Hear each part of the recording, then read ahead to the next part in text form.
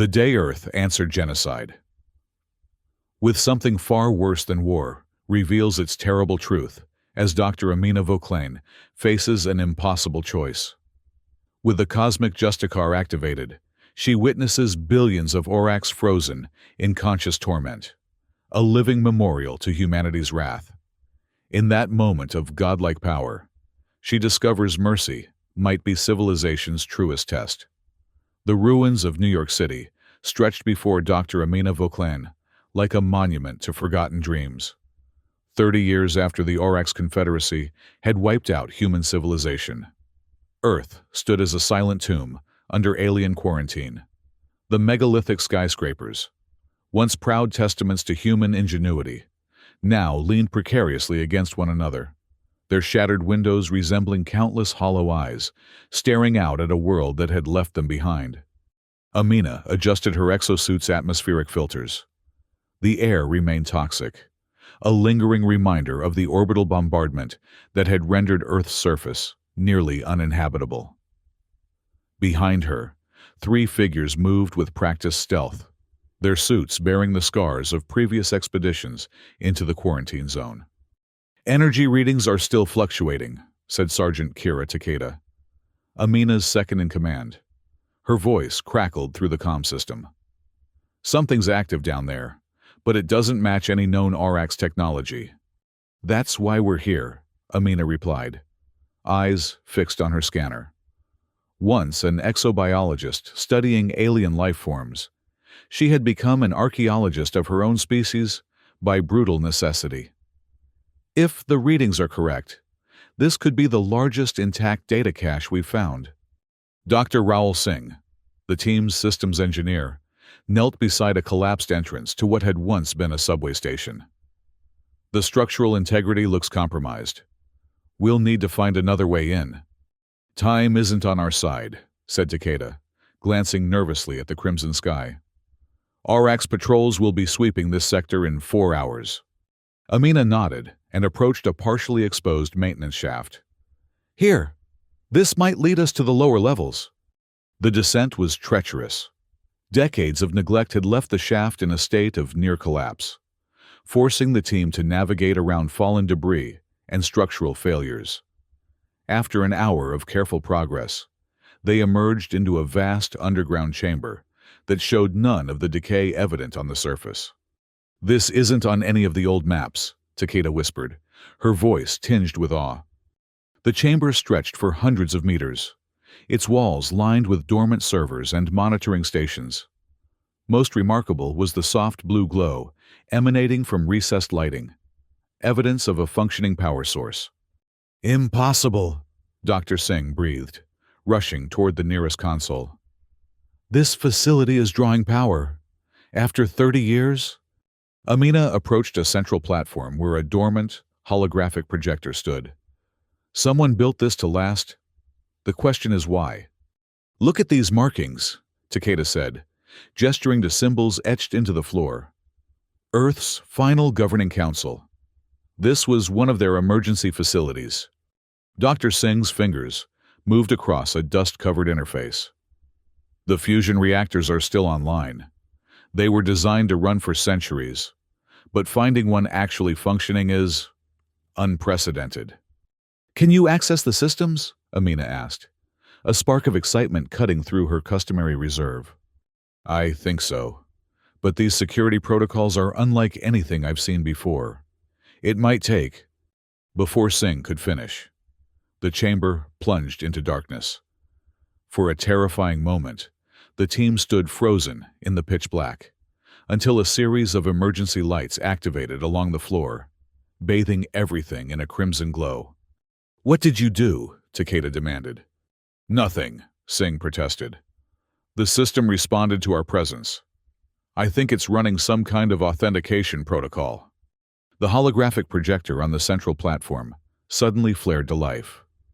A shimmering blue light coalesced into the image of an elderly woman in formal attire, the unmistakable uniform of Earth's final council. "Identity verification complete," the hologram announced, its voice eerily calm. "Welcome to Archive Site Epsilon, initiating Hope Protocol." Amina stepped forward cautiously. What is the Hope Protocol? The hologram regarded her with an unsettlingly lifelike gaze. I am Gaia, Earth's final archival intelligence.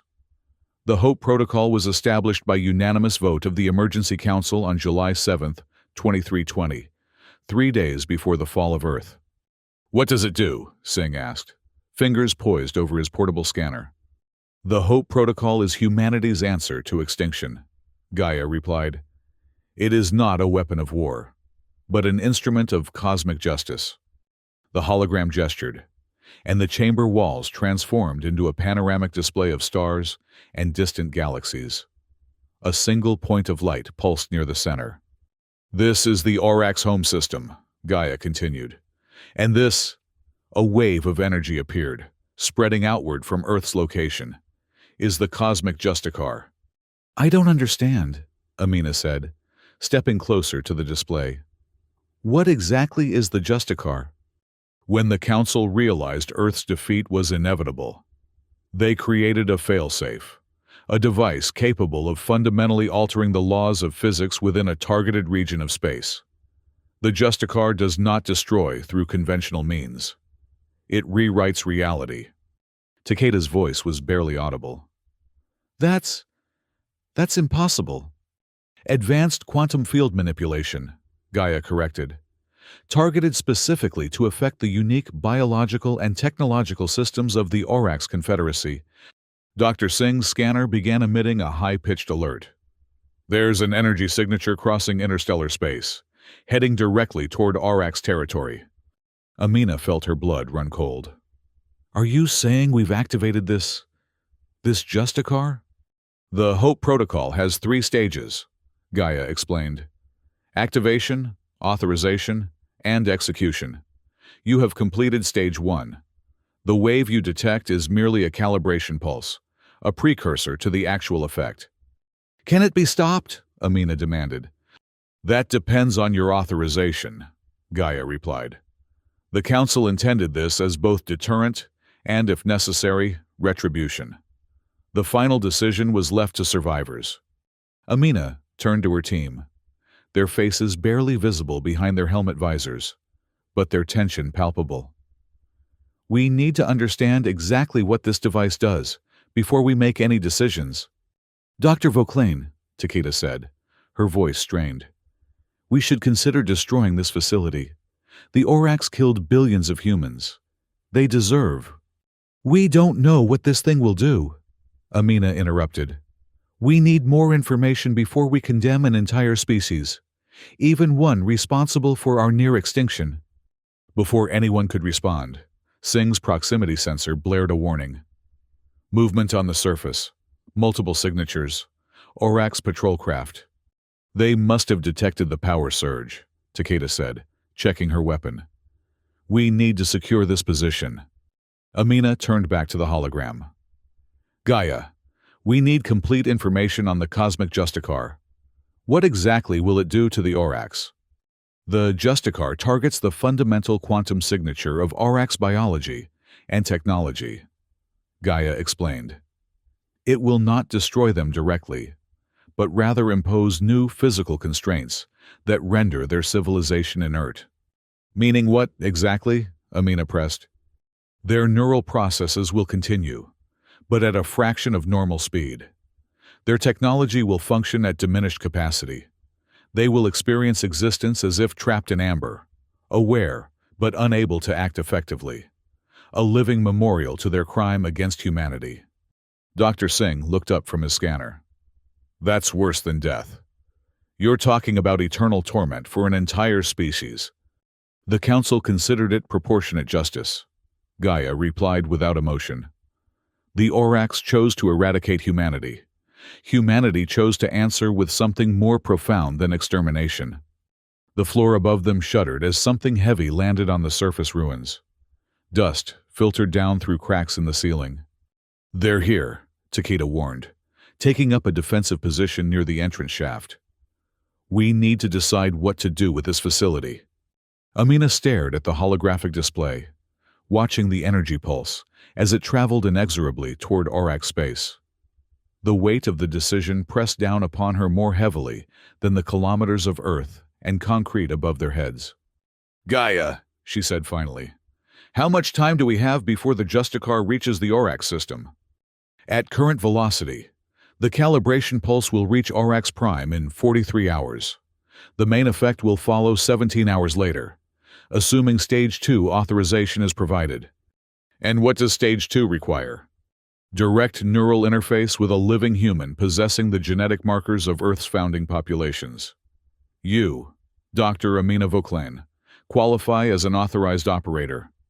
Before Amina could respond, weapons fire erupted from the entrance shaft. Takeda returned fire, the harsh light of energy weapons illuminating the chamber in staccato flashes. "They're coming through," she shouted. "Singh, seal the secondary bulkheads." Dr. Singh raced to a control panel and began inputting commands.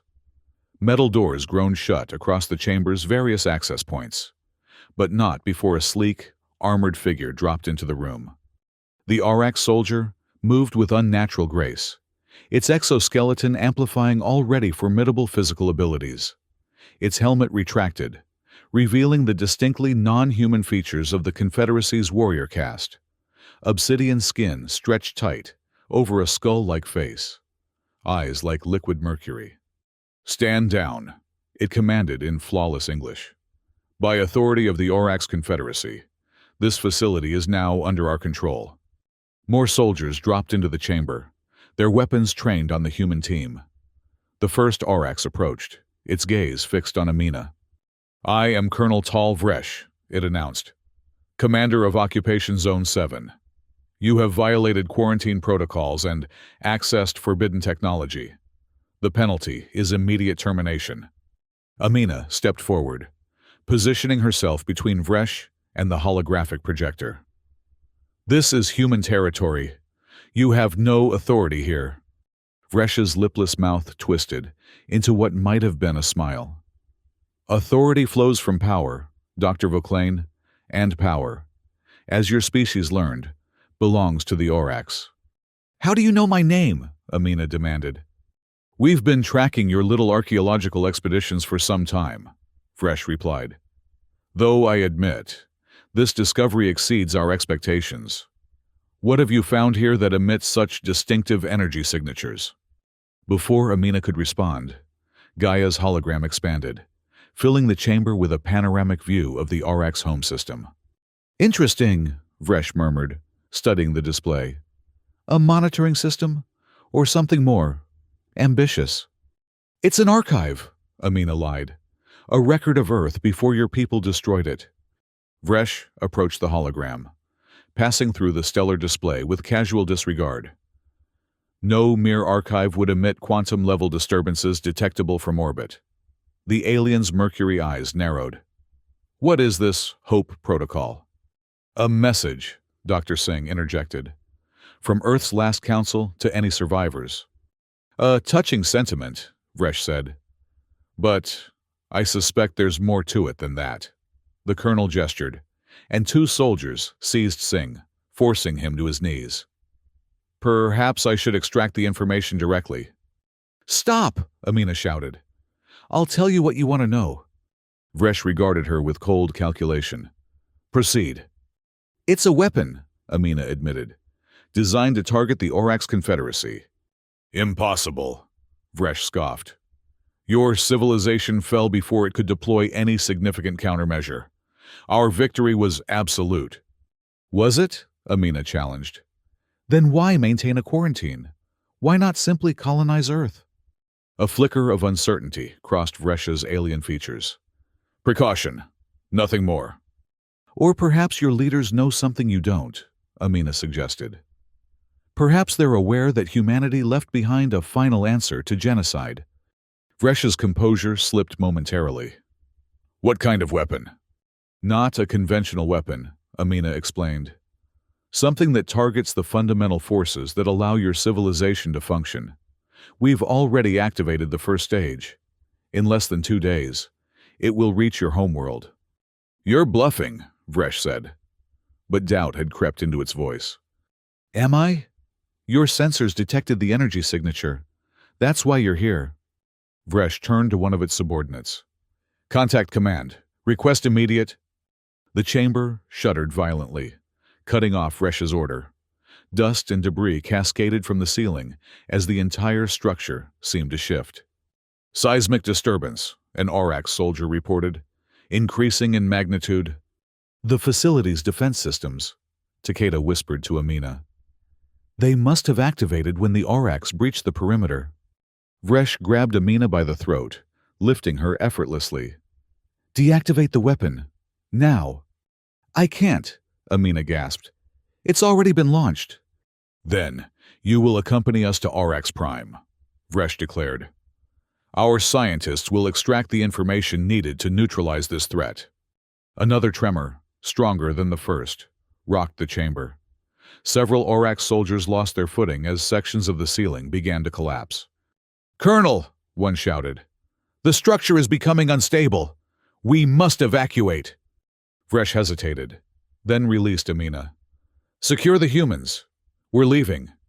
As the soldiers moved to comply, Gaia's hologram suddenly expanded, enveloping the entire chamber in a blinding light. When it faded, the Aurochs stood frozen, their movement slowed to an imperceptible crawl. Local temporal distortion field engaged, Gaia announced. You have approximately 3 minutes before they regain normal function.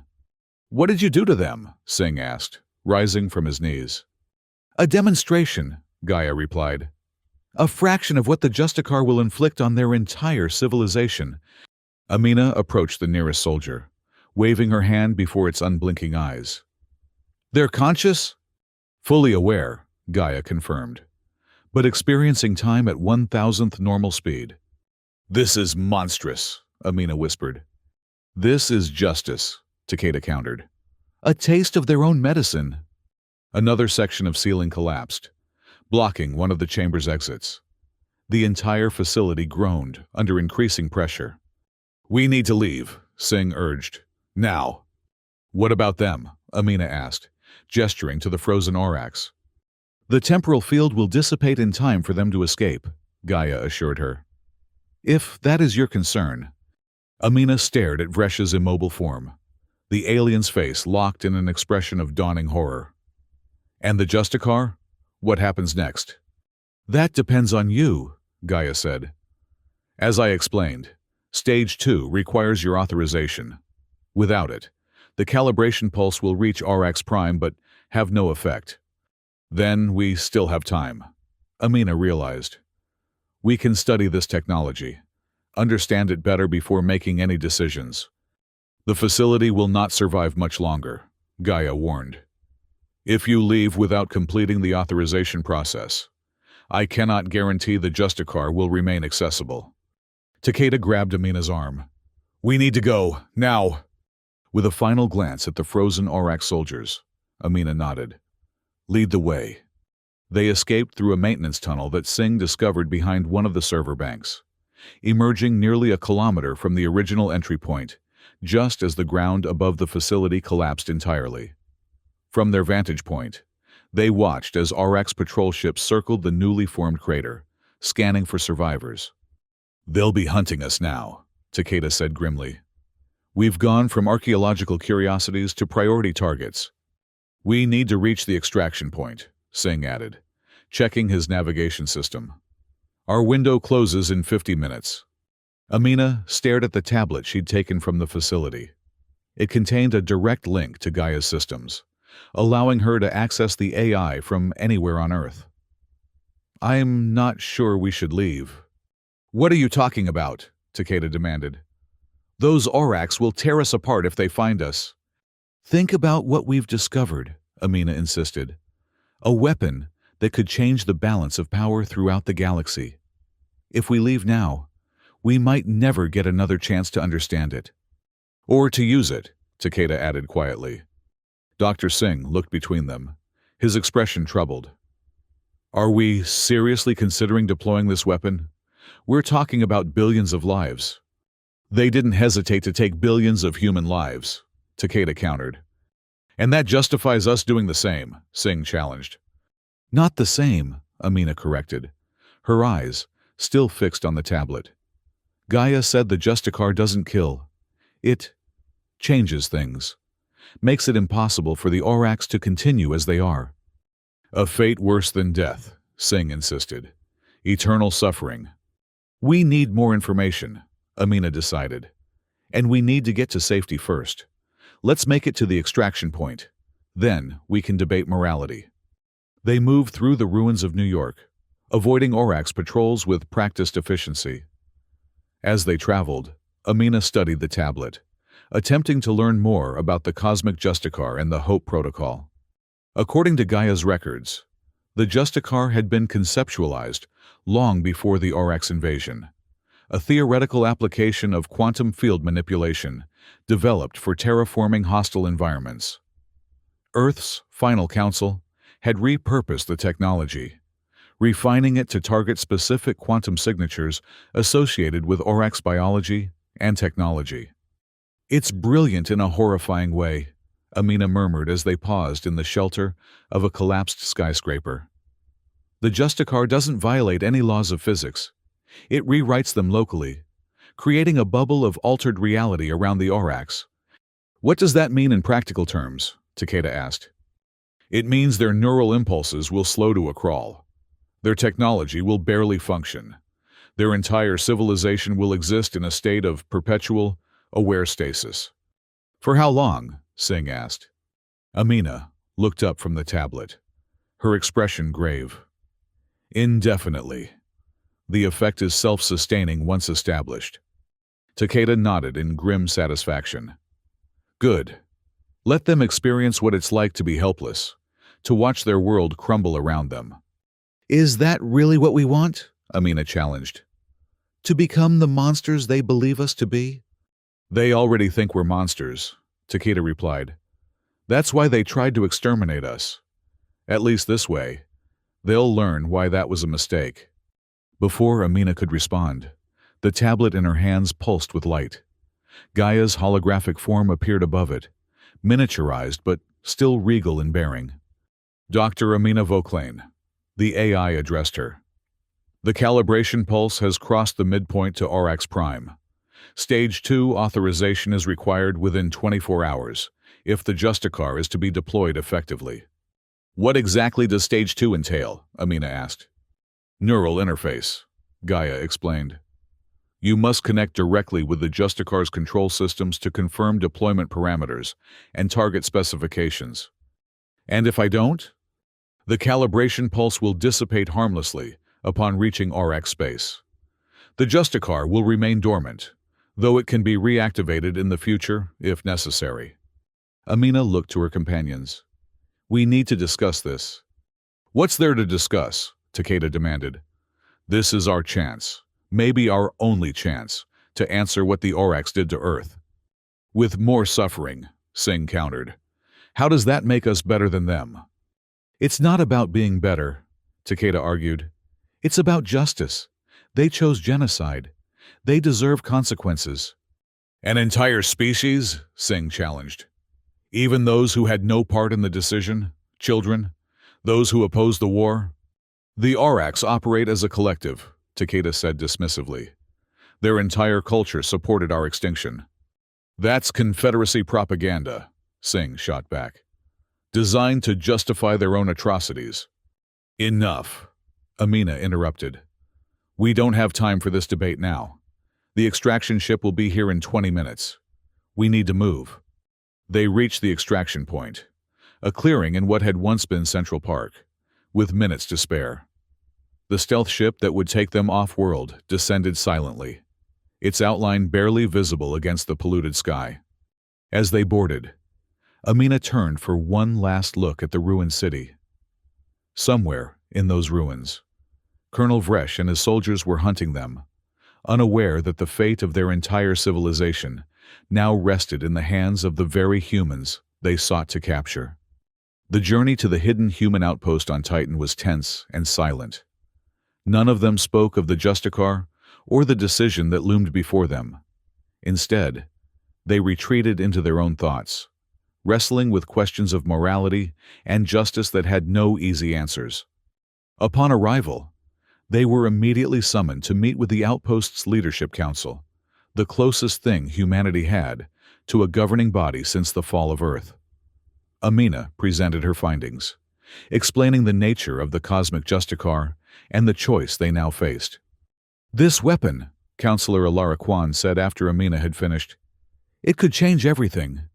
The Auraks believe they've won. This would show them otherwise. It would condemn billions to a living hell," Dr. Singh countered. "Is that really what we want our legacy to be?" "Our legacy?" Counselor Torvald Eriksson scoffed. "Our legacy was buried under the ruins of Earth. This isn't about legacy. It's about survival." "The Justicar won't help us survive," Amina pointed out. "It's purely punitive." "Punishment can be deterrence," Kwan argued. "If the Auraks suffer consequences for Earth, perhaps they'll think twice before attacking our remaining outposts." "Or perhaps they'll redouble their efforts to exterminate us completely," Singh suggested. The debate continued for hours, voices rising and falling as arguments were presented and countered.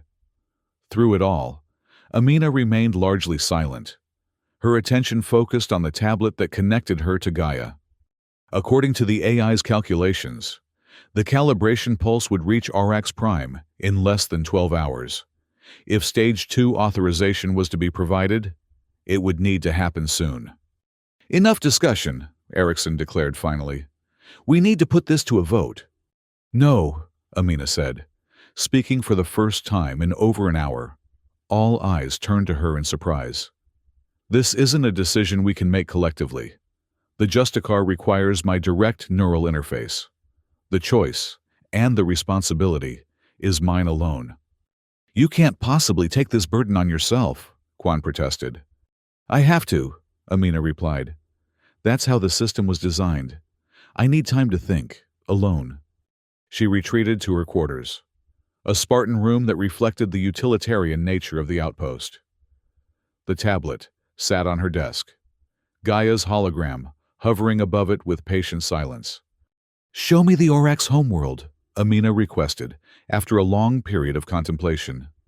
The hologram shifted, displaying a beautiful blue-green planet orbiting a binary star system. Cities of crystalline spires dotted its surface, connected by networks of elevated transport tubes. Ships of various sizes moved through the atmosphere and beyond, evidence of a thriving, spacefaring civilization. "Population?" Amina asked. "Aurax Prime supports approximately 4.3 billion sentient beings," Gaia replied. "The total population across the Confederacy exceeds 17 billion. And how many of them were directly involved in the decision to attack Earth? Based on Confederacy governance structures, fewer than 1,000 individuals would have participated in the final authorization. Yet we're considering punishing all of them," Amina mused. "How is that different from what they did to us?" "The Council considered this question extensively," Gaia said.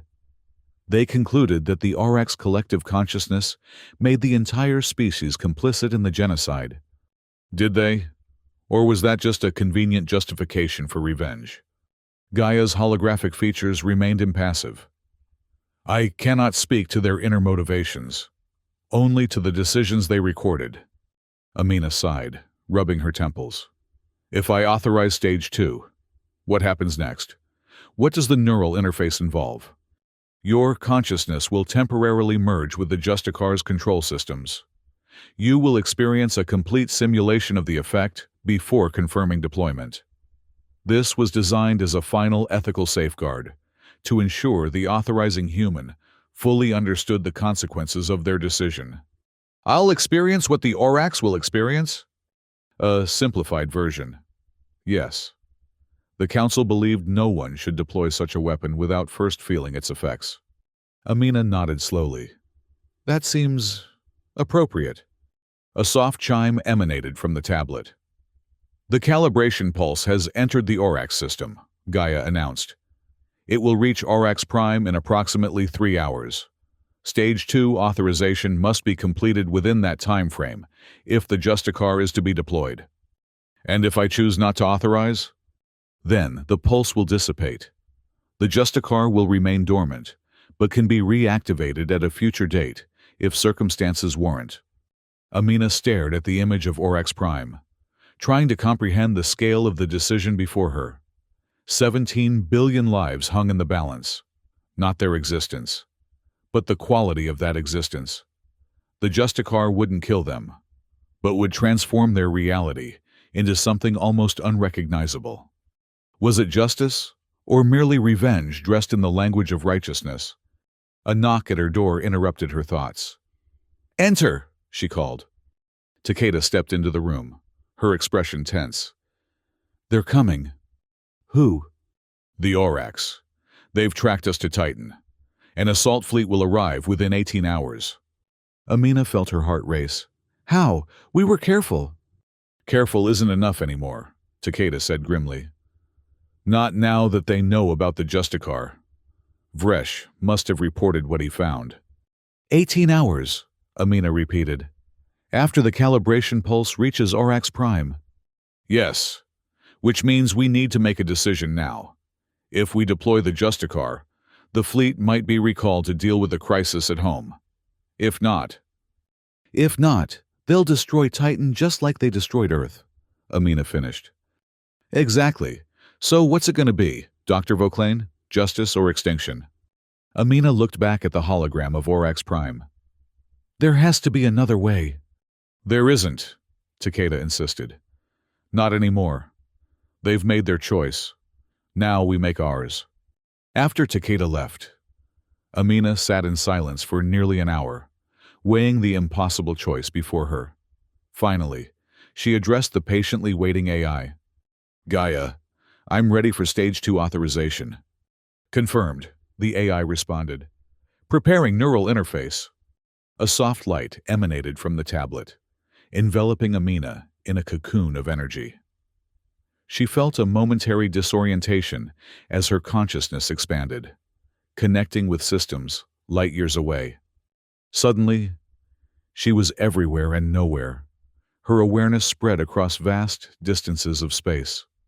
She could sense the calibration pulse as it approached Aurochs Prime, could feel the quantum potential it carried. "This is Stage 2. Gaia's voice echoed through her expanded consciousness. "You are now connected to the Justicar's control systems.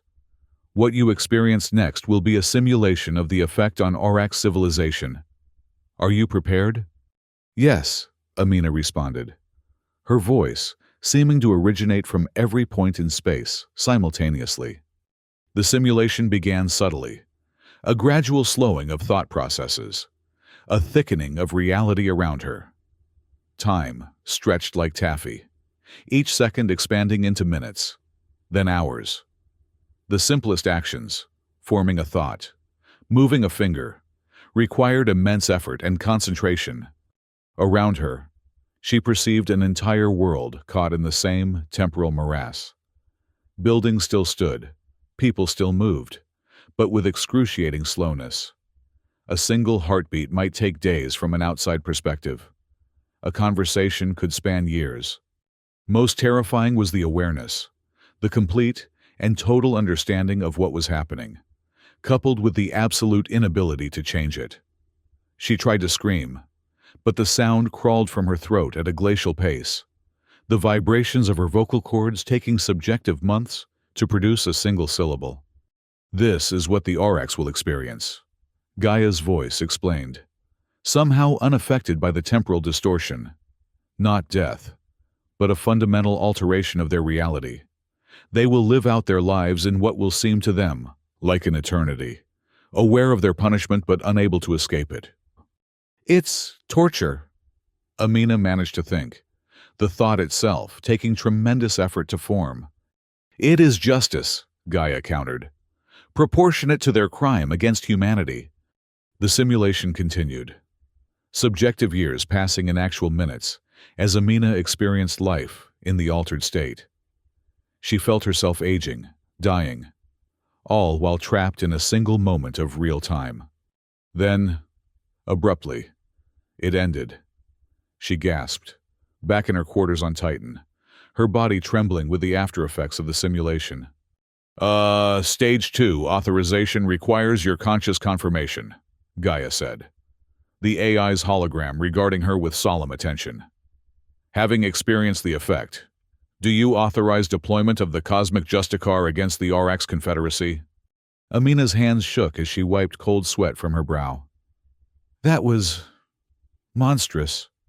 That was justice, Gaia corrected. As defined by Earth's final council. No, Amina whispered. That wasn't justice. That was vengeance, pure and simple. The distinction is philosophical, Gaia observed. The result is the same. Is it? Amina challenged. Justice heals. Vengeance only creates more pain. The Aurochs showed no such moral consideration when they destroyed Earth. And if we do the same, how are we any different? How do we break the cycle? Gaia's hologram tilted its head slightly. These questions exceed my programming parameters. I was created to present options, not to resolve ethical dilemmas. Amina rose from her chair, pacing the small room as her mind raced. The Aurochs fleet will be here in less than 18 hours. If I don't authorize the Justicar, humanity could be completely extinguished. That is one possible outcome, Gaia acknowledged. But if I do authorize it, I condemn billions to a fate worse than death, including those who had no part in the decision to attack Earth. Also, correct? Amina stopped pacing, her decision crystallizing. Gaia, I need to speak with Colonel Vresh. The Aurochs commander? How would you propose to accomplish this? The calibration pulse.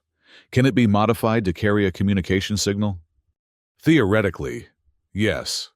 The quantum entanglement properties that allow it to transmit effect parameters could be repurposed to carry a message. Then that's what we'll do. I want to speak directly to whoever is in charge of the fleet heading toward Titan. This is inadvisable, Gaia warned. Revealing your control of the Justicar without deploying it surrenders tactical advantage. Sometimes the strongest position is vulnerability, Amina countered. Make it happen. The next few hours passed in frantic preparation. Dr. Singh worked with Gaia to modify the calibration pulse, while Takeda and the Outpost's Leadership Council argued vehemently against Amina's plan. You're gambling with the last of humanity, Erickson thundered. All on some naive hope that the Aurochs will respond to mercy. Not mercy, Amina corrected. Understanding. There's a difference. They won't see it that way, Quan predicted darkly. They'll see weakness. Nothing more. Maybe, Amina conceded. But I have to try. I can't authorize the Justicar without exhausting every alternative. When the modifications were complete, Amina returned to her quarters for the neural interface. This time, instead of experiencing a simulation, she projected her consciousness toward the approaching Aurochs fleet. It was disorienting at first, her awareness stretching across the void, searching for the right quantum signature. Then, suddenly, contact. She found herself virtually present on what appeared to be the command deck of an Aurochs warship. Alien officers froze in shock as her holographic form materialized before them. I am Dr. Amina Vauclain of Earth, she announced. I need to speak with your commanding officer. A familiar figure stepped forward, Colonel Tal Vresh, its mercury eyes widening in recognition. The archaeologist, how are you doing this? The same technology that allowed me to freeze you and your soldiers in the bunker, Amina explained. The technology you're racing to Titan to capture? Impressive, Vresh acknowledged. But ultimately futile. Your outpost will fall, and this technology will become property of the Confederacy. Before you continue with that plan, there's something you should know, Amina said. The calibration pulse has reached Aurochs Prime. For the first time, she saw genuine fear in the alien commander's eyes. What does that mean? It means I now have the capability to fundamentally alter reality throughout the Aurochs Confederacy. Not destroy it. Something far worse. Your people would continue to exist, but in a state of perpetual, aware stasis. Conscious, but unable to act effectively. Forever. You're bluffing, Vresh said, but without conviction. I experienced it myself, Amina replied. A simulation of what would happen. It was— She paused, searching for the right word. Unbearable. Then why tell me this? Why not simply deploy your weapon? Because I'm offering an alternative. Coexistence. A ripple of reaction passed through the Orax officers. Vresh silenced them with a gesture. Coexistence? After what we did to Earth? Yes, Amina said simply. Not because we've forgotten or forgiven, but because continuing the cycle of vengeance solves nothing. The Confederacy would never agree to such terms. They might, when the alternative is eternal suffering. Contact your leadership. Tell them what I've told you. Then let them decide. Vresh studied her holographic form with an unreadable expression. You would spare us, after everything? Not out of mercy, Amina clarified. Out of the recognition that we have a choice about who we become. The Orax chose genocide. Humanity can choose differently. For a long moment, silence reigned on the command deck. Then, Vresh nodded slowly. I will convey your message, but I make no promises as to the response. That's all I ask, Amina replied. You have 6 hours before I must make my final decision. She terminated the connection, her consciousness snapping back to her physical body on Titan. The room spun around her as she readjusted to normal perception. Message delivered, she told Gaia, who had been monitoring the exchange. Now we wait. The probability of success is minimal, the AI observed. Orax psychology is predisposed toward dominance, rather than compromise. People can surprise you, Amina said. Even alien people. 5 tense hours passed with no response from the Orax fleet. The outpost's leadership council grew increasingly agitated, demanding that Amina authorize the Justicar immediately. They're stalling, Erickson insisted, buying time to find a countermeasure. Or they're actually considering my offer, Amina countered. We need to give them the full 6 hours. With 30 minutes remaining before Amina's deadline, Gaia announced an incoming communication from the Orax fleet. Put it through, Amina ordered. Colonel Vresh's holographic form appeared in her quarters. The alien commander looked haggard, its usual composure fractured. Dr. Amina Vauclain. It began formally. I am authorized to speak on behalf of the Orax Confederacy, High Command. I'm listening, Amina replied, her heart racing.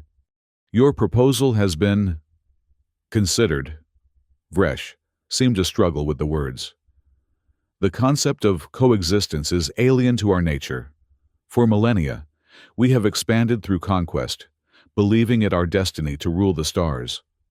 And now? Now we face something we cannot conquer, a power that could render our entire civilization inert. It is humbling. That's not an answer, Amina pointed out. No, it isn't. Vresh straightened its posture. The High Command has authorized me to negotiate terms of coexistence. The fleet will withdraw from Titan space immediately, as a gesture of good faith. Relief flooded through Amina, but she kept her expression neutral. And the human outposts on Europa, Ganymede and Enceladus, will be acknowledged as sovereign territory, free from Confederacy interference. What about Earth? Vresh hesitated. The quarantine will remain in place, but human archaeological teams will be permitted access under supervision. Not good enough, Amina said firmly. Earth belongs to humanity. The quarantine ends. That would require further negotiation. The High Command fears what other weapons might be hidden there.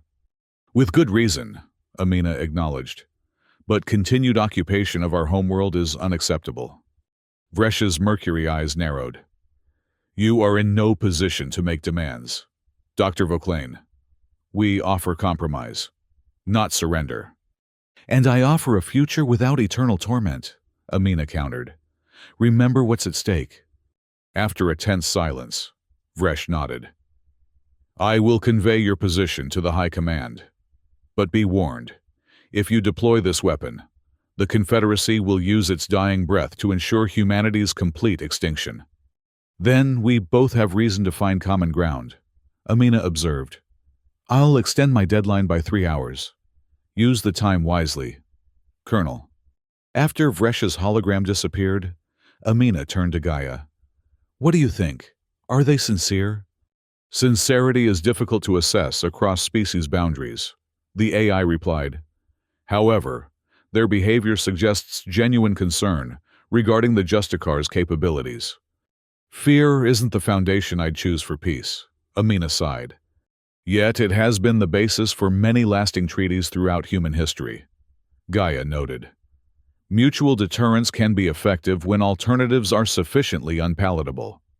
The Outpost's Leadership Council was divided on the development. Some saw it as a historic opportunity, others as a dangerous delay tactic. They're buying time, Erickson insisted, searching for a way to neutralize the Justicar. Perhaps, Quan conceded. But if there's even a chance for peaceful coexistence, don't we owe it to future generations to try? As the debate continued, Dr. Singh approached Amina privately. I've been analyzing the Justicar's control systems, he said quietly. There's something you should know. What is it? Amina asked. The weapon has a built-in limitation. Once deployed, it can be reversed within a specific time frame, approximately 72 hours. After that, the effect becomes permanent. Are you certain? Singh nodded. It appears to be another ethical safeguard. A cooling-off period, if you will. The Council thought of everything, Amina mused. A weapon of last resort, but with an escape hatch if cooler heads prevailed. Exactly. Though I doubt they anticipated these exact circumstances. The revelation gave Amina an idea, one that might break the deadlock in negotiations. When Colonel Vresh contacted her again, nearly 3 hours later, she was prepared. The High Command has considered your position on Earth, the alien commander announced without preamble. They will agree to a phased withdrawal from the planet's surface, to be completed within 5 Earth years. Too long, Amina replied. 1 year. 3 years, Vresh countered, with continued monitoring of specific sites of concern. 2 years, Amina said firmly, with joint human-Orax monitoring teams. Vresh's expression remained unreadable for a long moment. Acceptable.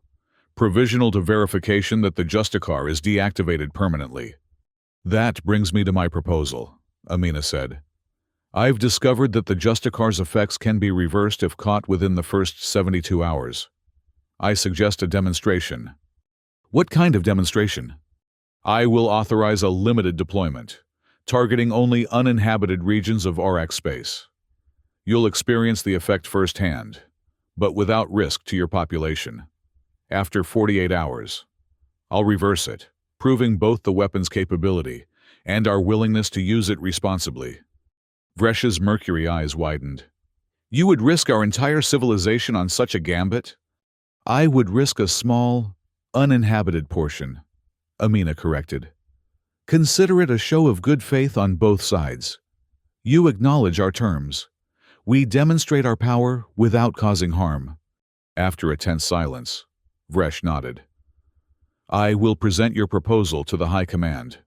But be warned, if this is deception, if you target populated areas or fail to reverse the effect, the consequences will be severe. Understood, Amina replied. But the same applies to the Confederacy. Any violation of our agreement activates the full Justicar, permanently. When the communication ended, Takeda approached Amina with concern. Are you sure about this? Giving them a demonstration shows our hand completely. They already know what the Justicar can do, Amina pointed out. This proves we're willing to use it, but also that we're not monsters. And if they use the demonstration to develop countermeasures? Then we deploy the full Justicar before they can implement them, Amina said grimly. But I don't think it will come to that. The Orax aren't fools. They recognize an unwinnable scenario when they see one.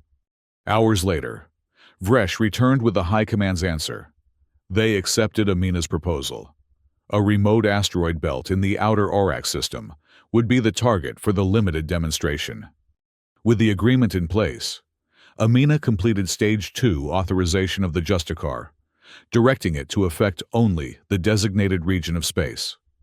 The calibration pulse, already in the Aurochs system, redirected its energy toward the asteroid belt. For the next 48 hours, both sides waited in tense anticipation. Aurochs scientists monitored the targeted area, confirming the reality-altering effects of the Justicar.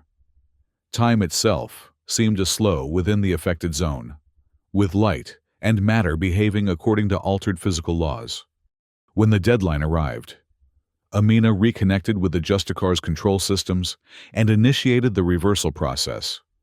Gradually, normal physics reasserted itself within the asteroid belt, proving that the effect could indeed be undone. Demonstration complete, she informed Vresh during their next communication. Are the terms of our agreement still acceptable to the High Command? The alien commander's posture had changed subtly, less imperious, more respectful. They are. The withdrawal from Earth will begin immediately, and formal recognition of human sovereignty over the specified outposts has been proclaimed throughout the Confederacy. And the Aurochs fleet? Already returning to Confederacy space, as agreed. Amina nodded in satisfaction. Then we have the beginning of peace. Not peace, Vresh corrected. Coexistence. My people do not forget easily. Dr. Vauclain. Nor, I suspect, do yours. No, Amina acknowledged. But perhaps over time, coexistence can evolve into something more. Perhaps, Vresh conceded, though I doubt either of us will live to see it. In the days that followed, the agreement was formalized. Representatives from both species met on neutral ground, a space station orbiting Jupiter, to sign the Treaty of Titan, as it came to be known. The document established boundaries, protocols for communication, and most importantly, mutual recognition of sovereignty. The Justicar remained under Amina's control, its existence acknowledged, but its specific capabilities classified. It would serve as humanity's ultimate deterrent, a guarantee that genocide would never again be attempted against their species. 6 months after the treaty signing, Amina returned to Earth with a joint human-Aurochs expedition. The planet remained a toxic wasteland, but the absence of the alien occupation forces marked a significant change. For the first time in 3 decades, humans walked their homeworld as its rightful inheritors, not as trespassers. Standing amidst the ruins of New York City, Amina activated her neural link to Gaia. The AI's hologram materialized beside her, observing the landscape with analytical detachment. Was this what the Council intended? Amina asked, gesturing to the devastation around them. When they created the Justicar? The Council's intentions were complex, Gaia replied. They sought both deterrence and, if necessary, retribution. They could not have anticipated the specific circumstances that would arise. But they built in safeguards, Amina noted. The simulation experience, the reversibility window. They wanted whoever controlled the Justicar to understand the weight of their decision. Correct. They believed power without empathy would lead only to further destruction. Amina nodded, watching as human archaeologists worked alongside Aurochs scientists to excavate a collapsed building. The collaboration was tense, stilted, but it existed, something that would have been unimaginable just months earlier. We're going to establish a memorial here, she told Gaia. Not just to those who died, but to the choice that was made. A reminder of the path not taken.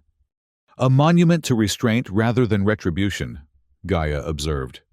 Unusual in human history. Perhaps, but necessary if we're to build something better from these ruins.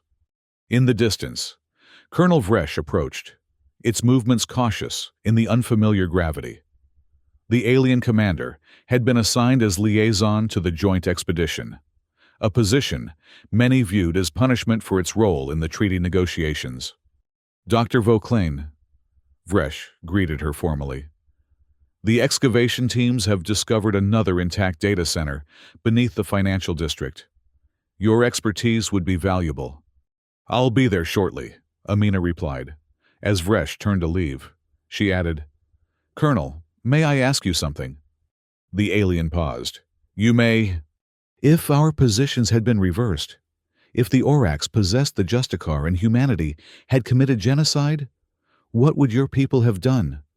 Vresh considered the question, mercury eyes reflecting the toxic crimson sky. We would have deployed it without hesitation, and considered it justice. That's what I thought, Amina said quietly. Does that vindicate your decision? Vresh asked. No, Amina replied.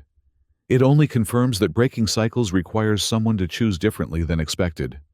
An interesting philosophy, Vresh observed. Whether it proves wise remains to be seen. As the alien departed, Amina turned back to Gaia's hologram. The Justicar remains our last resort. I hope we never need to use it. As do I, the AI replied, though history suggests hope alone is insufficient insurance against atrocity. True enough, Amina acknowledged. Which is why we'll maintain the deterrent while building something more sustainable. The universe doesn't need another tale of extinction. It needs examples of how to move beyond hatred, even when it's justified. She deactivated the neural link, Gaia's hologram dissolving into motes of light that scattered on the toxic wind. Around her, the ruins of human civilization stood as testament to mankind's past. What rose from those ruins would define their future, not as victims or victors in an endless cycle of vengeance, but as architects of something more enduring than either. Earth had answered genocide with the potential for something far worse than war, but then chosen a different path. In that choice lay humanity's true power, and perhaps its redemption.